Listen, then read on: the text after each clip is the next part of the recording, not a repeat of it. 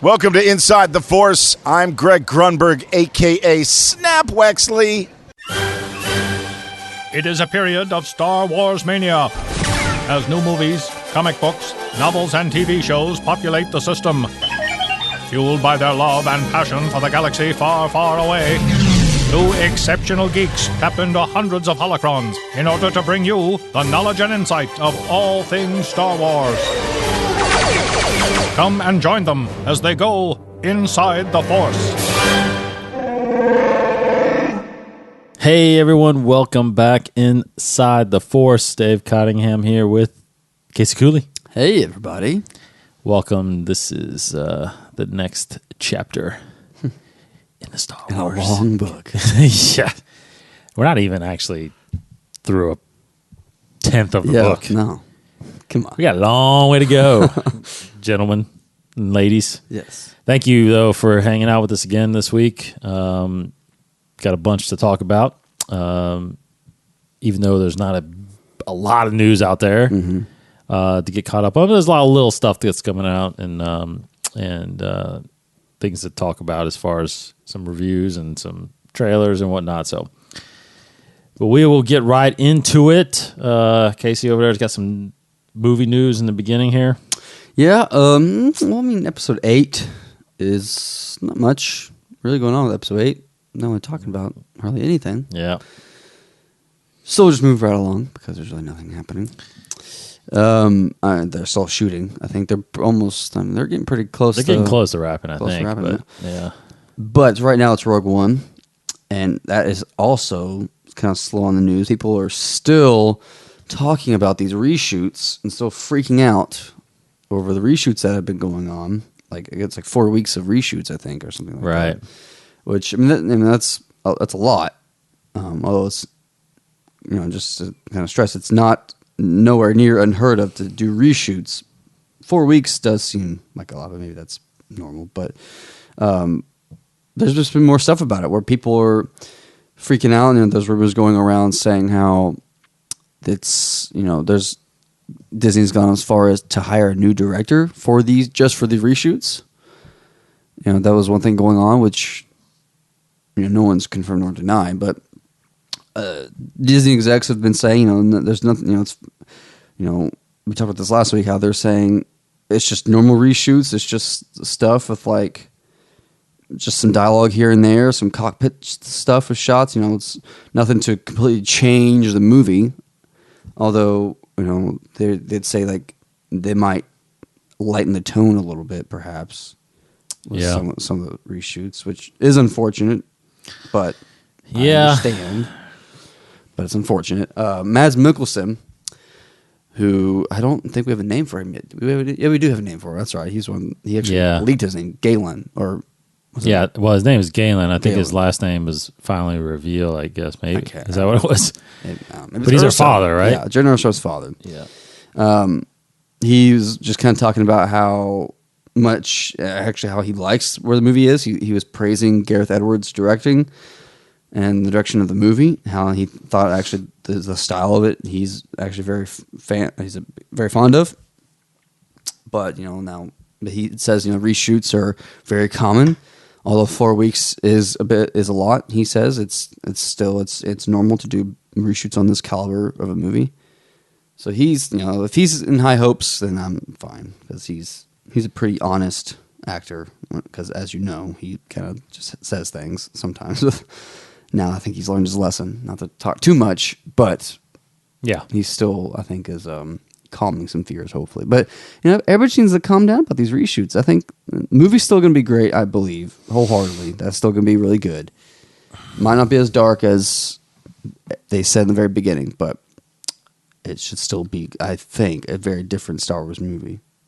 Yeah, but I think one of the first things we heard from a possible trailer. Remember, one of the rumors was there was 3 versions of one. Right. There was a really dark one. Yeah. There was a really light one. There was an in-between one, So, but the thing about it is the light one probably just showed the lighter moments. Mm-hmm. I mean, it's always probably been a dark film. Yeah. I mean, the script is a script. I mean, it's just, it's a dark movie, I think, regardless. So, Yeah. but I mean, I wouldn't be surprised. I'm kind of leaning towards the side of, the execs saw a rough cut, and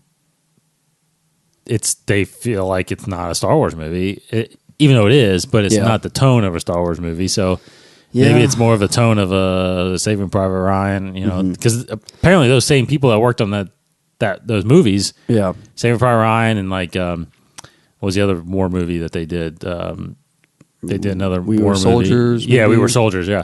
So I mean, it's like, watch those movies. I mean, come on. You gonna tell me that it doesn't? It's not gonna. I mean, I get it that they're probably a little worried that they'll lose some audience, lose some of the kids or whatever. But I mean, but it's what it's what that generation that I feel like the older generation kind of wants that. Yeah, people definitely want this, and it's just so interesting. Like it's like you're kind of having second thoughts now if this is all true. Like you're worried now. Like when you should have known. I thought you did know since the very beginning that it was going to be like this. Yeah. Because the Mads Mikkelsen was saying how in his interview, it felt very intimate. Like the way they would do the scenes, was very real and raw. Is how he would describe it. So I can imagine that they're getting really in depth in the emotion of these characters and the nuances of these scenes and how tragic the war is on these people and on these two factions.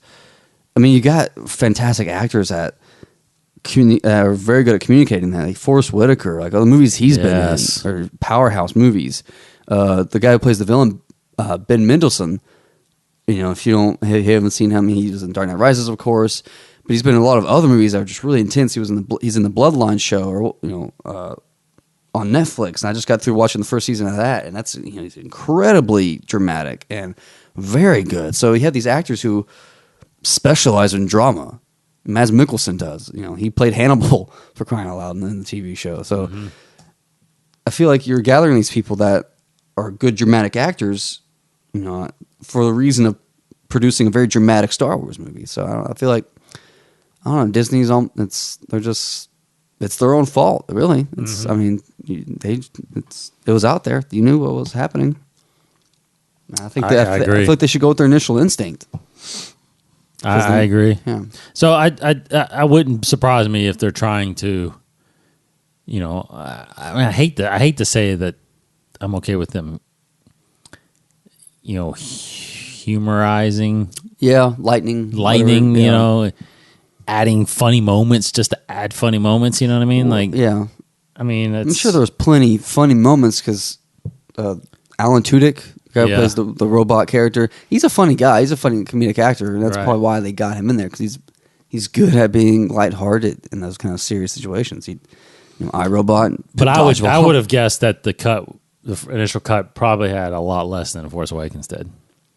Probably, even though The Force Awakens still didn't really have that many. Yeah, but there were light moments. And I got that from the trailer. Jen Erso, like I've said this before on the show, where Jen Erso seems like a great female, leader of this movie. Great female hero, but she does not seem, through the trailer at least, very lighthearted and fun like Rey is. Rey is very serious, and Daisy Ridley did a phenomenal job, but she was still very, childlike and naive in the sense of how she performed, which was great. Jen Erso, I feel like she's gonna be rough and tough the whole time. Mm-hmm. No, I agree with that. Yep. Okay, so we'll obviously keep following the story, and hopefully we get something at Celebration here next month. For those of you that don't remember, Star Wars Celebration Europe is next month in July starting July 15th, I believe it's 15th, 16th, and 17th. And of course, it was announced, if you don't remember, Star Wars Celebration Orlando 2017. Right. We actually were talking about that a little bit today. That is in April of next year. So, very exciting times. Oh man, can't wait to go to that. Celebrate. We always say it, and I'll just repeat it again. The great thing about Celebration, to be honest, is that it is every year, but it's not every year for us. Yeah. You know what I mean? Like they do the Europe thing. So obviously, we can't make it to Europe, but so when it takes a couple years to get back there, it's like you don't realize how much you miss going there until you're back there. Like when I went to Anaheim last year, I was like, wow, this is so awesome. Yeah. All right, let's see. A little bit of news I'm going to throw out there that kind of came out a little bit ago, actually, but we forgot to mention it. But Mark Hamill is actually not starting, but he's in a new series that's starting on. This is kind of strange, but so people are familiar with Comic-Con now. There are obviously a lot of Comic-Cons, but the Comic-Con, San Diego Comic-Con, which is in July every year, they have started, and it's in beta form right now, but they have started a website called Comic-Con HQ, Comic-Con headquarters, and it's comic-conhq.com. And basically what they're touting is Comic-Con 365. So every day of the year, it's Comic-Con related stuff. So what they're doing is flooding and adding basically web series to the show or to this website. And Mark Hamill's is one of the ones that's debuting on there. It's called Mark Hamill's Pop Culture Quest. And what he's doing is and most of you should know this, but he's a big time collector. You know, he collects all kinds of stuff, toys, comics, posters, novels, all that stuff. And his mission on the show is to go and find rare collectibles, other people that have rare collectibles and stuff like that. So, but yeah, so it's just him doing that. I mean, this is something that sounds like Greg Grunberg's show should be on. Yeah, but his is picked up by AMC because of Kevin Smith. So, but if you go to comic-con HQ.com, you can kind of see. Again, it says this is in beta form, but you know it's experience. It basically says experience Comic-Con 365 days a year. You know, they just San Diego Comic-Con's in 37 days. Has a countdown on here, but it's free to join. And I'm assuming you'll just get updates and links. They got a YouTube channel. I think that you can watch a preview trailer of Mark Hamill's thing show on there. So check that out. check it Check it out. All right, so let's see what else. Have you seen the videos for the props that this company is, the Star Wars Force Awakens props that this company's recreating? Oh, like yes. the 3D printing stuff. Because I saw a new one just the other day. Incredible. It's awesome. If you guys haven't checked this out, I don't know if we've really done news of toys hardly before, but really. I mean, it's not really a toy. It's a collector's collectible. item. Yeah, but It's officially replica stuff from Force Awakens, right? Prop Shop Studio Editions. I think Prop Shop is the company that's doing it. They are 3D printing essentially. They use other materials, of course, but 3D printing. There's some iconic things from Force Awakens film, like they did the melted 3D Vader mask, Yes. Vader helmet, 3D printed it. Incredible. Looks phenomenal. It's very expensive, of course. I think it's like $4,000 or something like that. Yeah, 3,000 or 4,000. Which, don't understand why it's that expensive, but Because it's super rare. Yeah, I mean, they're sure. only making a few of them. Yeah, and it's expensive to print 3D Right. printed stuff. But they did. I think they did Poe Dameron's helmet, the Chewbacca's blaster. They did. I just saw a little short documentary about them creating Rey's staff, which is just. I mean, first 3D printing just continues to blow my mind, anyways. But doing that to create these Star Wars props and the painting, it's incredible. If you guys haven't seen the videos, look it up. If you have the money to spare, buy some, because it's an incredible item to have that you can just keep on a shelf. It comes with like a little stand, it looks like. Yes. So very cool stuff. Just want to throw that out there if you haven't looked at it. If I had a room of rare collectibles, Yeah. and I envision it like kind of like the Batcave, where it's like Like just the big penny, those big cases, of T-Rex, whatever. he's Well, got. I was just saying like the big glass case with his like Yeah. uniform in it. Yeah, yeah. I would have like a collectible in there. Like Action Comics #1. Yeah. But the Vader thing would be in the middle. Like that thing would be sitting in the podium. middle. Yeah, on the podium, right in the middle. Rise up on podium. Like what Yeah. three collectibles would be in your Just of anything. if you had unlimited funds to buy three gosh. collectibles? I have to think of like super rare things that I could actually get my hands on. Probably. Well, Action Comics number one. Just if I had limitless resources, Yes. Like for me, I could say Action Comics number one would definitely be like mint condition Action Comics. Like yes, that, I don't even know if I would care about what condition Really? it's in because there's only about. They only said there's probably like 50 in existence right now. oh my gosh. If I had one of those, Yeah, man, that would be one for sure. That's a comic like if not Action Comics 1, definitely maybe even as I think it's like Detective 28. Detective 27. 27. It's Batman number one. Yeah, That would be cool, but I don't know if I probably would choose Superman over Batman's comic. But Action Comics number one because Detective 27 is actually it's rare, but it's less rare. Probably, gosh, man, something like a Star Wars item I would have.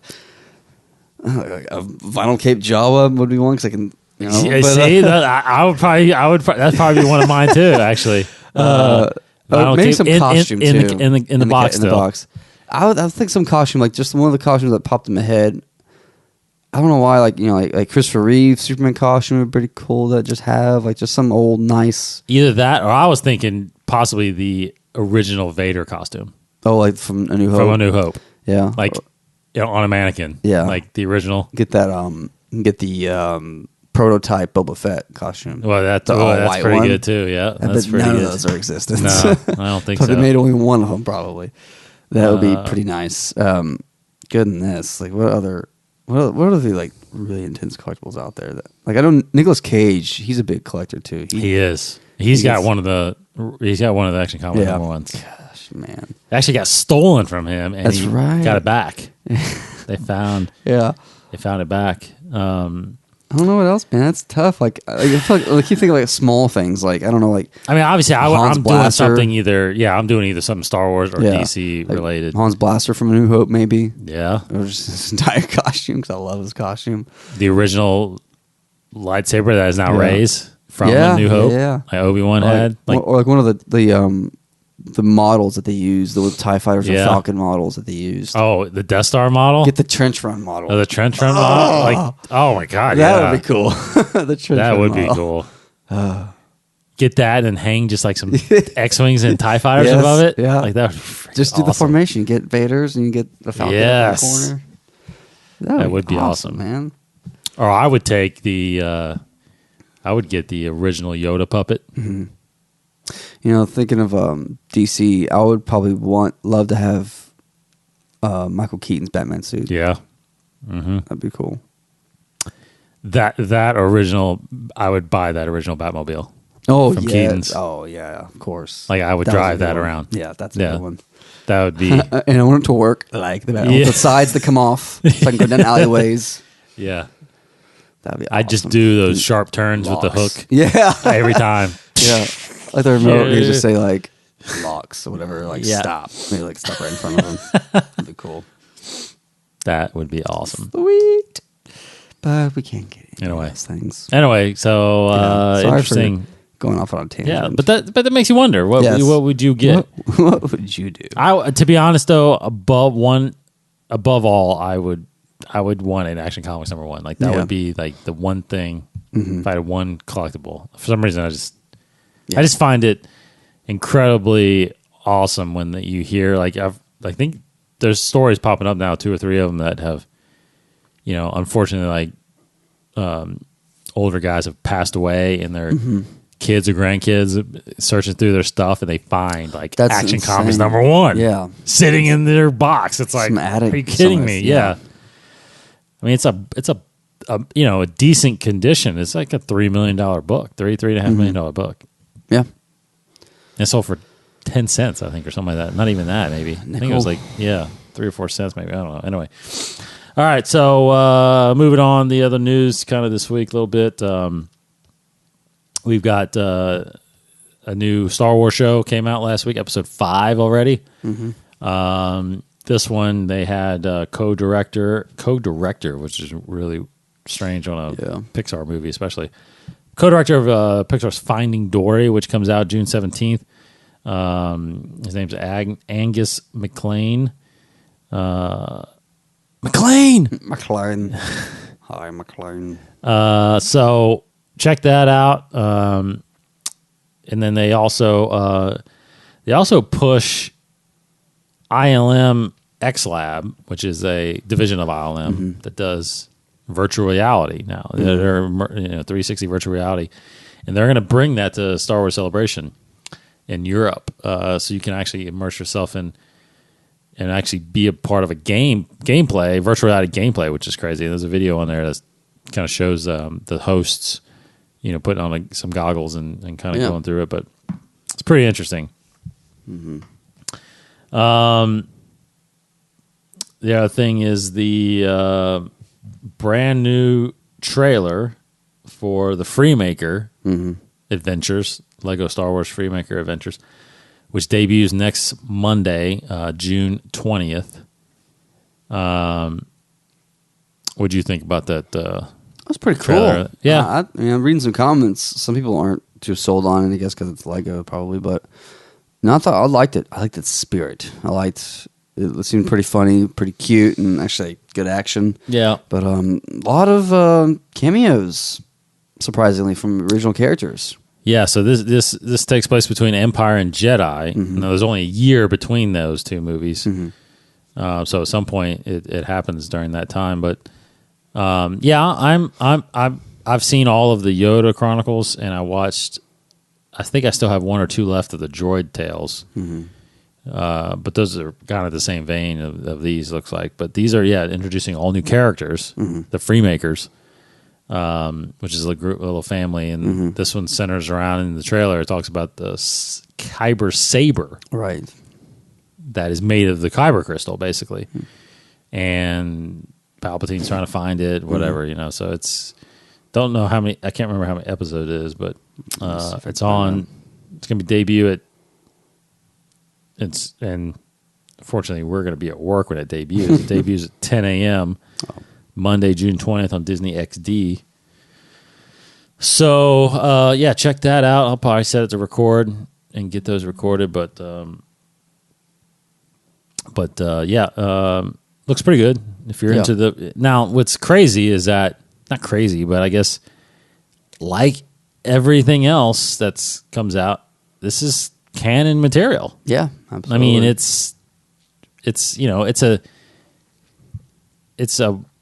I mean, you can kind of think of it maybe as a kind of a retelling or a certain point of view, kind of story, because like the Droid Tales.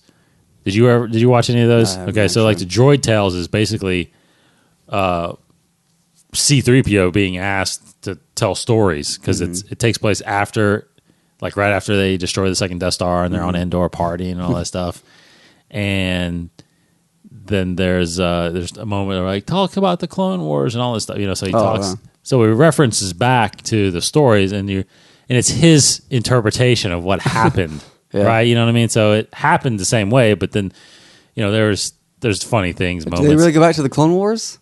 Yes, they show. How basically, is that possible? They show. What do you mean? His mind was wiped. Did they really do that? Wait a minute. Well, I think. Oh wow. That's an interesting question. Is there some point that we don't know now that he got his memory back? Probably. That's what they'll say. That is. Sorry, can I interrupt? No, you know what? I think he talks about, like, I guess just the Clone Wars. I don't think he talks about how he like Anakin and Obi-Wan. Yeah. He just. I don't think about that. I don't think he knows about that. I can't. It's been a while since I saw it, so I can't remember. But, I mean, it fit pretty well. It just didn't. It just kind of. It was just, I think I told you the funniest part of it was, every time there was something bad that happened, like Jar Jar died or something, he showed up, God. Which is ironic to what we're going to talk about today. Yeah. But anyway, that starts next week. Did you find out how many? You didn't find out how many episodes. Those things are usually only like 5 or 6 episodes. Yeah. Droid Tales, I think, was only 5. Yoda Chronicles ended up being how long were those though? They were 30 minutes. They're 30-minute shows. Yeah. This one with commercials, 20-something minutes. So, So it'll be on Disney XD for half hour or whatever. Cool. All right, so I think two things. One thing real quick before I get to the other kind of big news, but I do want to kick it to. We're going to start the first episode here. We're going to start bringing on Russell Johnson every week to review comics. I'm not sure you read them. I read kind of what there was, but sometimes we're not going to be able to, so we're going to get Russ on here to drop in and give us a review of the comics from this past week. Now, let's see. I can't remember what let's see. This is there's two books that came out this past week. I think it was Poe number 3. It was Vader 21, and actually it wasn't Poe number 3. It was Vader. Yeah, Vader 21. So Darth Vader 21, and I think Star Wars Poe number 3. So those are the two books that he is reviewing this week for y'all. So here is Russell Johnson. Thanks, Dave. Here's your Star Wars comic reviews for this week. First up, we have Poe Dameron number 3. By Charles Soule and Phil Noto. This is a story. This kind of wraps up the first arc of the Poe Dameron storyline here. This is prior to The Force Awakens. It's when the Black Squadron and Poe Dameron are been tasked to go find Lord Senteca, and it leads Poe and his team to a planet where Lord Senteca was less known to be, and it's a planet that has kind of the inhabitants have this egg. It's very kind of bizarre. They have this egg that they worship and care for, and they believe it nurtures their unborn savior. So that's kind of a bizarre situation, but it all kind of plays out pretty well. While they're there, they fought off a group of TIE fighters. There's a Star Destroyer kind of in the area, but there's a tracking device put on Poe's X-wing that enables a man named Agent Terex to come after him. And Terex has trapped Poe and BB-8 in a cavern beneath the surface. And while that's going on, TIE fighters have come in, and the rest of the Black Squadron has to fight them, battle them off. This has been a pretty decent story. I haven't loved it. Again, there's an egg. There's some weird religious worship over this egg, and it literally is a gigantic egg. And this story plays out in this issue number 3, but it's really kind of bizarre. The egg. Tekka is, or not Tekka, sorry. Terex is there, and he has stormtroopers with him, and they're trying to burn the egg and get Poe to turn over the information on where Luke Skywalker is. But obviously he doesn't have that yet because he hasn't found Lord Senteca. So while they're burning or trying to flamethrow the egg actually hatches, and it releases this white, crazy-looking creature with wings who actually turns on the people who are worshiping it. And then in the middle of all that fight, there is a black, similar creature who comes and attacks, and they fight. And it gets kind of bizarre with them fighting. But overall, I've enjoyed the Poe Dameron story. It ends, I should probably said this from the beginning, obviously spoilers, but it really ends with them finding out that the people, the inhabitants of this planet, find out that this black figure who looks like the white figure that's just been hatched or whatever, is actually their savior. And it really comes down to a stalemate between Poe and the Black Squadron and Agent Terex. So it kind of winds up as like Poe says, "Hey, we're going to leave. You're going to stay here, and then you'll leave. We'll let people know you're here. You can come get you. We'll pretend this never happened. But Agent Terex knows that Poe maybe doesn't have the Luke Skywalker map yet, but he has information that's going to lead him somewhere, and he wants to have that information. So he's intrigued by that whole situation, and it really boils down. It has a nice little teaser at the end for where they're going to have to go to find Lord San Tekka, and it ends up that he is in some sort of prison because that's Poe's last words. He's like, let's go. We have to go to prison when they're flying out of this weird planet that worships an egg. But all in all, I know it sounds very bizarre, but all in all, it's a good story so far. I like where it's going. So this happens right before episode 7. And you get a little more inside information about the Black Squadron and Snap Wexley and all those characters.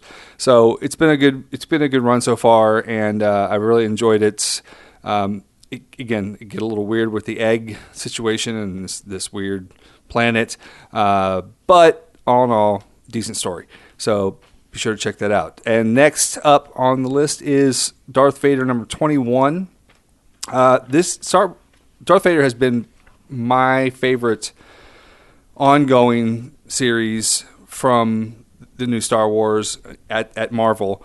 It's written by Kieran Gillen, and it has been, again, all in all, a extremely engaging story. You get more about Vader, and you get a kind of a different side to him, because this whole series he's been not the Vader we know. He's been the Vader that's been beaten down and tasked by the Emperor and challenged and kind of beaten down a little bit, and he's kind of having to redeem himself.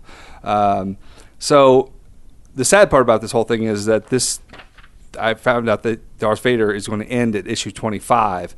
I think Kieran Gillen, the writer, had a plan all along. I don't know where the story's going to go after this, if it's going to go anywhere.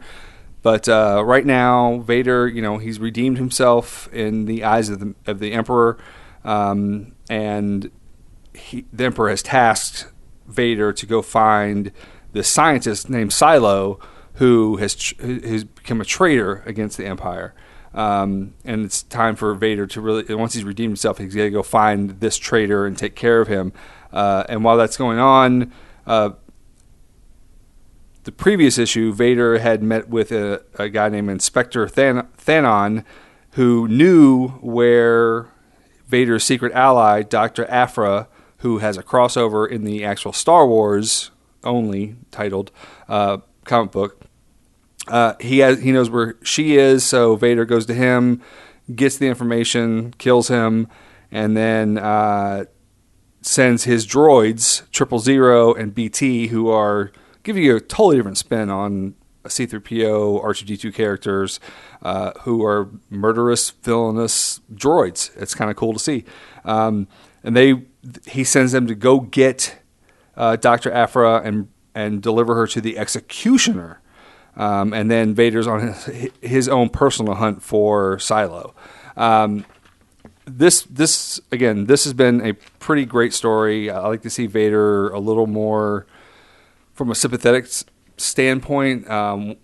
He's beaten down a little bit. He's got to redeem himself. He's got to show who he really is as Vader, and to have him kind of go after Dr. Aphra, who's, again, his secret ally. No one really knows about her other than Vader, outside of Leia and Han Solo's quote-unquote wife that he married. They're the only ones who really know about Dr. Aphra, and she has become a very intriguing character along with Vader in this story.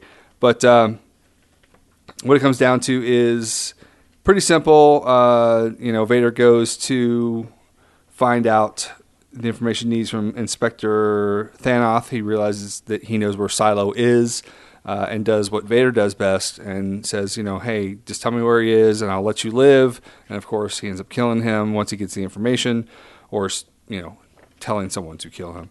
And this got a little weird as well. This had, Poe Dameron had the egg thing going on with the aliens, and this one has, when Vader's finding where Silo is in space, there's these weird, his spaceships are these weird creature-esque type of spaceships that you've really only seen in like Star Wars Rebels. The closest I can ever think to them as is those whales that were in space in Rebels, but they're actual spaceships, but they have weird mucous membranes and stuff, and Vader crashes into it. It's kind of weird how they get to that, but we come to find out that Silo and his minions not only want to kind of lure Vader into their trap, but one of Silo's minions really wants to study Vader and figure out what he is, and they think they can overcome Vader's power. While, again, that 000 and BT are looking for Dr. Aphra, and they are doing what they do is just kill people. They have their droid army with them, and they actually find Dr. Aphra, and they capture her, which is leading down the road to how this is going to resolve itself. But what really kind of surprises us at the end of this particular issue is that I don't know if this explains a whole lot or is a spoiler to the Star Wars universe as how this certain character evolves, but the Silo and his scientists have mutated some genomes with some other creatures and basically throw Vader to a Rancor. Rancor has been created by Silo and his scientists through their DNA splicing and all the crazy things that they're doing. So it's an interesting play. I don't know that that's the origin of the Rancor, but it seems like that. And Vader has to stand up to it. So it's an interesting twist on the whole the whole Rancor and Luke, and maybe Vader was the first one to actually face the first Rancor that ever was created. If that's the case, I don't really know. But all in all, very good story. Again, Kieran Gillen has killed it with Darth Vader. I'm sad to see that it's going to end in 4 issues, but it's again the highlight of all the Star Wars books that are out there. Poe Dameron, again, solid story. I suggest if you want to read the comics, that's one you should pick up. Thanks again for Dave and Casey for having me now on their show to review comics. And next week, we have a big #1 coming out. Han Solo gets his own book, and that's the only one that's coming out next week. It is written by Marjorie M. Liu and art by Mark Brooks, who's done a lot of covers for many of the Star Wars titles that have come out through Marvel. Looking forward to that. So I'll be reading that and checking in with you guys about that particular book. Again, thanks for having me on the show. And until next week, we'll see you. And now back to Dave. Okay, there you go. Those are the reviews from Russ for Poe Dameron #3 and Darth Vader #21. Good books. Go check those out. So that's going to be, as long as there's a book that comes out, that's going to be a pretty regular thing now. We're going to get Russ on here. And then I'm talking to somebody also, too, about doing book reviews for us. So, cool. Just trying to get some more people on the show. Absolutely. Again, this is part of our little transition for the network that we're going to talk more about here in the very near future. But keep reading those comics, everybody. Now the other big news we talked about earlier today was the so E3 is going on right now, I think, right? Mm-hmm. Go ahead, Case. Talk about what's going on there. Well, in relation to our show, today EA, or I guess just, was it EA that released it, right? Entertainment Arts, right? Yeah. They released a video, about a 4-minute video, about the future of Star Wars in video games. And so they hit on all the different companies that are working on Star Wars games, like Visceral, Dice, BioWare. And So I'm assuming others. EA has distribution rights I think for the so, games. like the licensing, distribution, whatever. But they have different render developers, and developers, whatnot. yeah. Dice being which is- one. That's cool. That's I guess. awesome. Yeah. So it's an incredible video. You guys are gonna look it up. If you just look up, I don't know. I mean, I just actually Googled E3, I think, and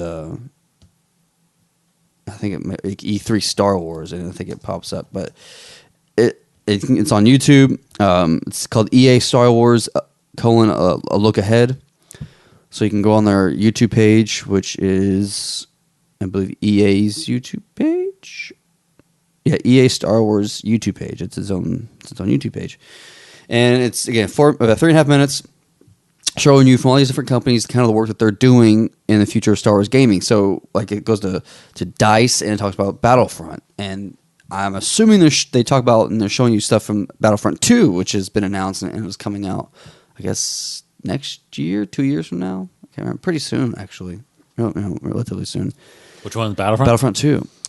I think it's 2018. 2018? Yeah, I think it's 2018. Makes sense. So, and it's showing clips of like Cloud City. Because all of next year is all of next year is like all the season pass expansion stuff. Yeah, expansion. So maybe it might be an expansion they were showing, or it might have been for the second game. I don't know. But they were showing some stuff for new games.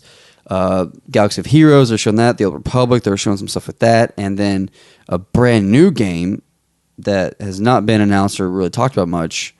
And they showed some concept art and some in-play game footage of just all it was this character walking out from some kind of hut on some desert-looking planet, like a Tatooine kind of thing, like Mos Eisley.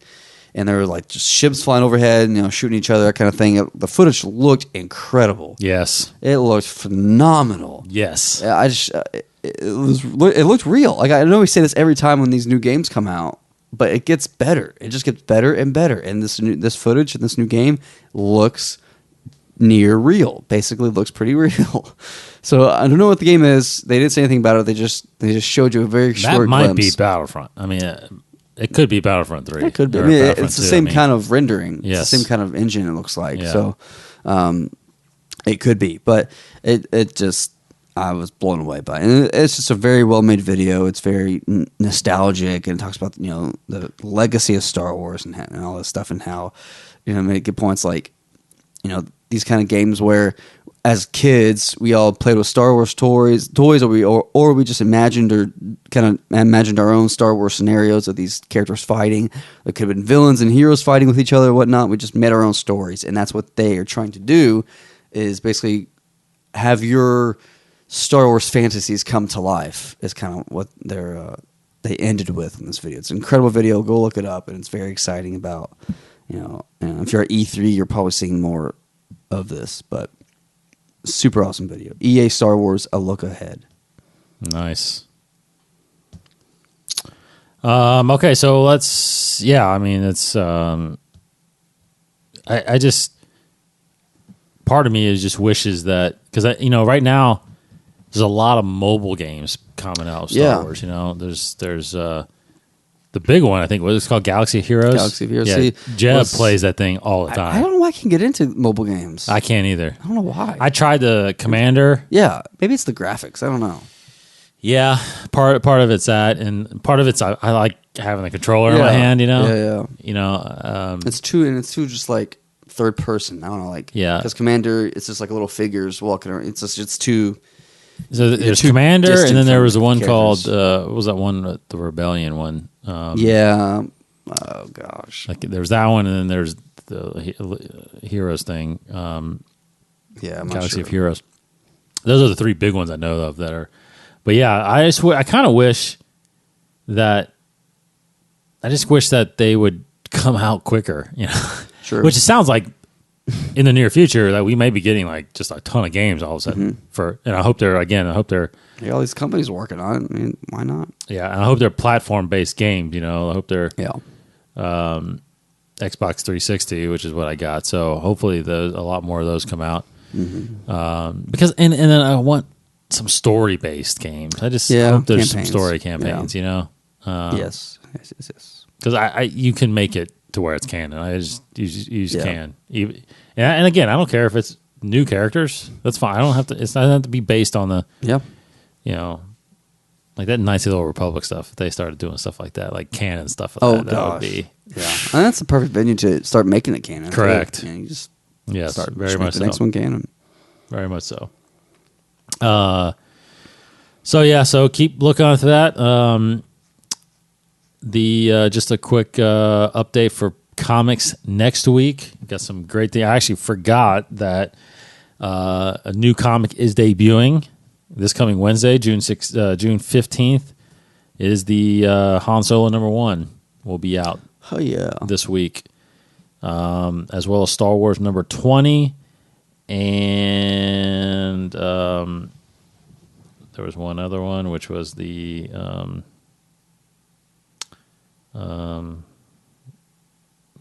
dang it, I just had it in front of me. Star Wars. C-3PO? Is that still going? Which one is it? 3PO? No, that was a one shot. Oh, really? I didn't realize that. No, actually, so it's just the two. So Han Solo #1 and Star Wars #20 will be out this week, June 15th, this Wednesday. So yeah, I didn't realize Han Solo was starting.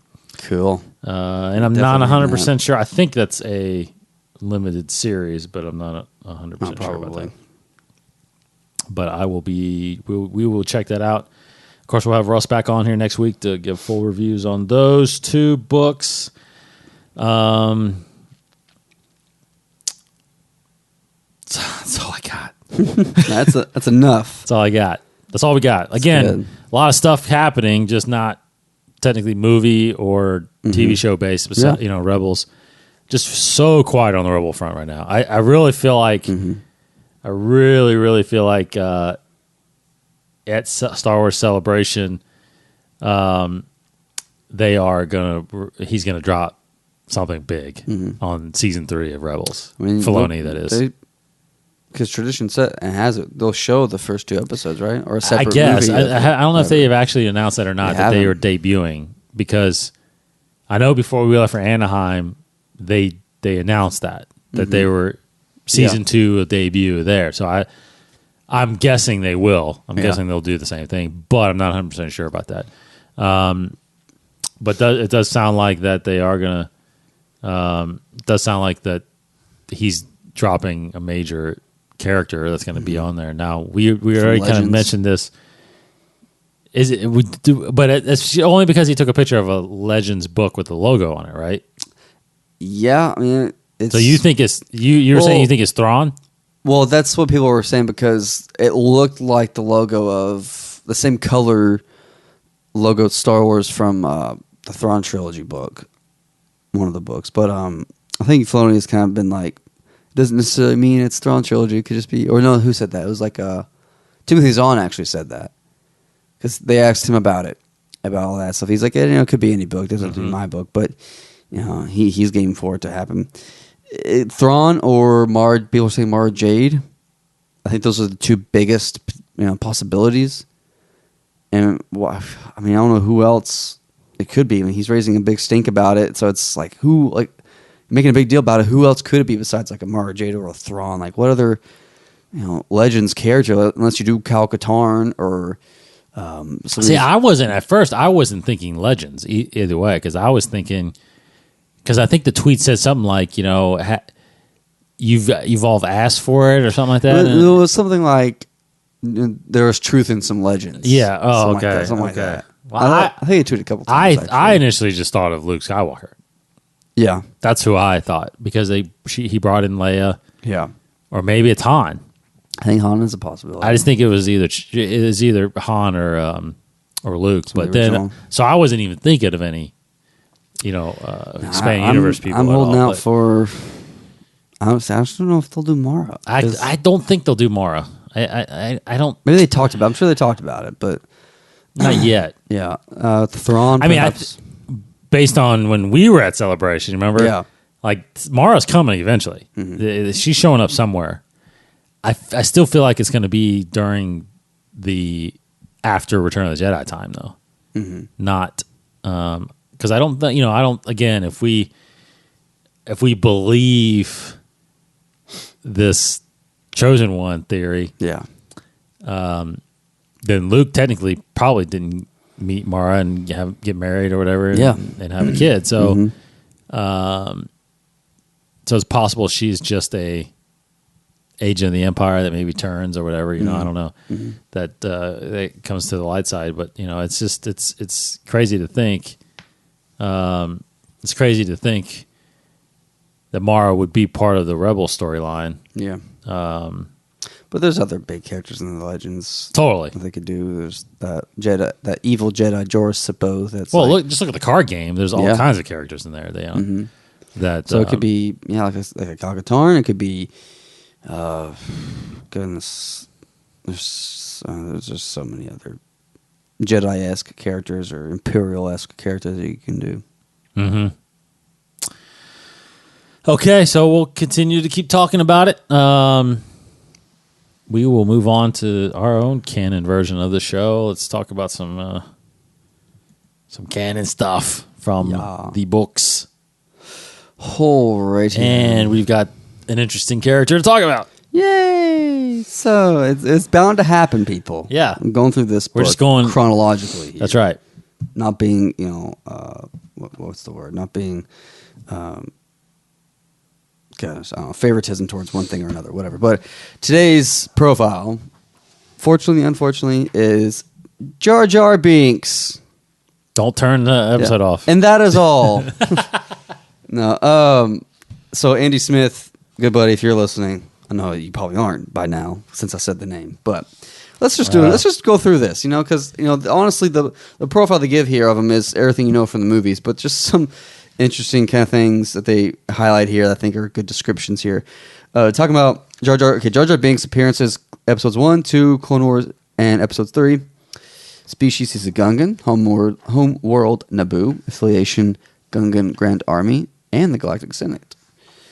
Jar Jar here, talking about him in episode 2, Attack of the Clones. Because the big thing is always, of course, Jar Jar would be the one to give Chancellor Palpatine emergency powers and basically, a huge step forward into ruining the galaxy. Nice little sentence here about Jar Jar. It says, while his compassion speaks volumes for the quality of his character, although some people may think of it as his ignorance and his just plain stupidity, it says his inherent gullibility and trusting nature are easily exploited by the less scrupulous in the field of politics. So I think it's a great characterization in summary of Jar Jar. Very, very compassionate, a little gullible, naive, a little too trusting, that kind of thing, and a bit of an idiot, a bit of a magoo. Just gets totally brainwashed in a way, tricked, I guess is a better word, by just all politics of everything, to where he gives Palpatine emergency powers and allows him to make or conscript an army of clones. It says, and I didn't know this actually, it says that he was against the Military Creation Act. Jar Jar was against ever having a standing army, that kind of thing. But he was the one who apparently gave his permission, at least the motion to give Palpatine that power. So, dang it, Jar Jar, but you know what? You're not part of it anymore. So he still might be around there somewhere. Who knows? He's probably still bumbling around. I don't know. I think everybody's hoping that he was on Alderaan when it blew up. Yeah, that's hilarious. Yeah, Jar Jar Binks. Let's see. So he takes up basically a whole page here too. You think they would just give him like a little bit of a blurb in the corner of the page? Now he's a big. He's a big. George made him a big character. Yeah. I mean, he intended for him to be a lot bigger than what he ended up being. Mm-hmm. I think he. And we don't have to go too far into it, but he made his decision after episode 1 to probably lessen his appearance. But all right, so out of is that all you got? Yep. So out of everything you need to know, I looked up, the Gungans or whatever. So, real quick, I wonder if you can name, Casey, the top 3 Gungan skills. Skills? Skills of a Gungan, the top 3. Swimming. Swimming long distances is one, correct. Is number 2. Something to do with their tongues. Nope. Stretching out there. Nope. I want to say agility, but that's kind of like swimming, I guess. Kind of, but it has to do with being amphibious in nature. So they are. They can. Number one thing is they can breathe underwater and out of water. Okay, yeah, there you go. And then the number 3 one is throwing boomas, energy weapons. Yeah, that's a decent skill. That's a good skill, I guess. Slinging that thing around. Jar Jar's not very good at it, but yeah. So also, real quick, just in case you're wondering, because I know you are, but why was? Because you know the explanation in episode 1's a little rough, but why was he banished from for being clumsy? The actual incident. He says one or too many little accidents, and he says something. He describes it, I think, in the movie. You just can't really understand, I think, because of his accent. Yeah, it's like says, and boom, he's banished, something like that. But so here's the answer. Yeah, the actual canon answer is. So the question is, why is Jar Jar banished from his home? Boss Nass, the Gungan ruler, banishes Jar Jar on pain of death after the gawky Gungan crashes Nass's personal submarine. Mm-hmm. His banishment doesn't last long, however, obviously, is what it says. So he crashed his submarine. So he talks about crashes and the bosses say, whatever, but that's what it is. So he crashes Boss Nass's submarine, so he got banished that way. Anyway. Good to know. Everybody's dying to know. That was it. Yep. Very good. All right, guys. Thanks for listening. Of course, as always, we are at InsideTheForce.com. Go check us out there. Twitter, Facebook. Subscribe to us on iTunes, Stitcher Radio, and TuneIn Radio. And, of course, keep us up to date with everything you got on Twitter, Facebook, and email us, info@InsideTheForce.com if you want to let us know or ask us any questions. So, all right. We will be back here sometime soon, very soon.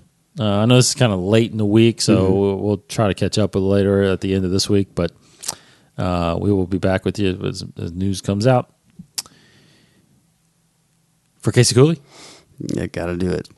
We've got a grand army. That's why you're not asking us, Misa, thanks. That's pretty good, though. He's got a lot of. He actually has a lot of good quotes. I feel like there's just so many things. Like the one I was debating on that one, or I'll do a little 2-for-1 here. I always make fun of this one because it's such a horrible thing to say in this situation. Talks to the Queen Amidala when she's like really sad. He says, "You think people gonna die?" Yeah. It's just like, why would you bring that up, Jar Jar? No, but now I am. Thank you. No, go away. But yeah, he's got some good quotes there. She says, "I hope not." Yeah. Yeah. I hope not. Gosh, now I got to get back to Naboo. Very good. Very good. Last thing I'll say is we've got to turn in a submission because if you don't remember, we are nominated for a Parsec Award, which are given out during Dragon Con in Atlanta here in late August, early September.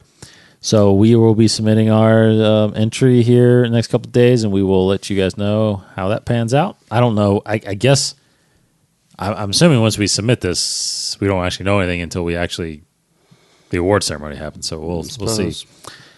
But thanks for the nomination. Of course, somebody out there nominated us, and we appreciate it, and we will do our best to try to win that thing. Thanks for listening, guys. You're the best. He's Casey. Goodbye, everybody. I'm Dave Cottingham, and may the Force be with you. This has been a production of the 21 Network. For more great podcasts, visit 21network.com. To view additional content, subscribe to our YouTube channel at youtube.com/21network. Follow us on Twitter at 21network for the latest news and updates. The 21 Network, for the fan and all of us.